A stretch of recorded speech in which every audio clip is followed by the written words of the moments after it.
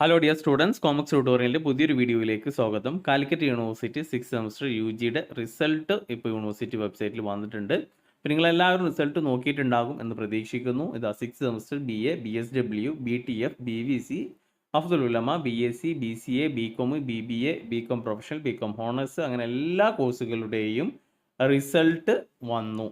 Okay, അപ്പോൾ 2019 admission മുതലുള്ളവരുടെ റിസൾട്ടാണ് വന്നിട്ടുള്ളത്. ഇനി SDE വിദ്യാർത്ഥികളുടെ റിസൾട്ട് വരാനുണ്ട്. അത് എന്നാണ് വരിക എന്ന് വെച്ച് കഴിഞ്ഞാൽ ഒരാഴ്ചയുടെ ഉള്ളിൽ SDE വിദ്യാർത്ഥികളുടെ റിസൾട്ട് വരും.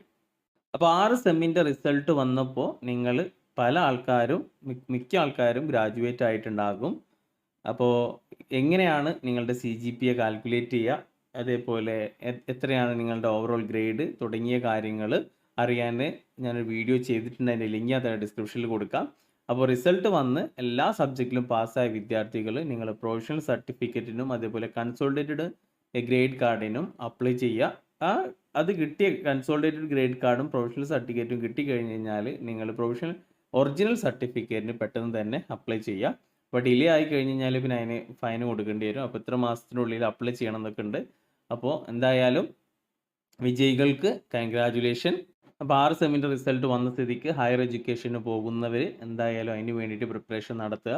പല എൻട്രൻസ് എക്സാമുകളും പല യൂണിവേഴ്സിറ്റികളും കോളേജുകളൊക്കെ വിളിക്കും. അപ്പോൾ ഹയർ സ്റ്റഡീസിന് അതിന് വേണ്ടിയിട്ടുള്ള പ്രിപ്പറേഷൻ നോക്കുക. എവിടെയാണോ നിങ്ങൾ ഉദ്ദേശിക്കുന്നത് അവിടെ നിങ്ങൾക്ക് അഡ്മിഷൻ കിട്ടട്ടെ എന്ന് പ്രാർത്ഥിച്ചുകൊണ്ട് നിർത്തുന്നു.